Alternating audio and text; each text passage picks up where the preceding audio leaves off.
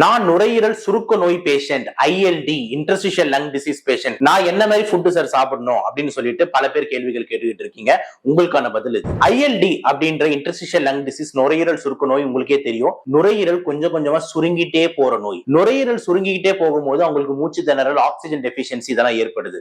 இந்த மாதிரி பேஷண்ட்ஸ்க்கு ரொம்ப இம்பார்ட்டன்ட் பிரச்சனை என்னன்னா எனர்ஜி இருக்காது. ஏன்னா மூச்சு வாங்கி எனர்ஜியே வந்து டிப்ளே ஆகுது.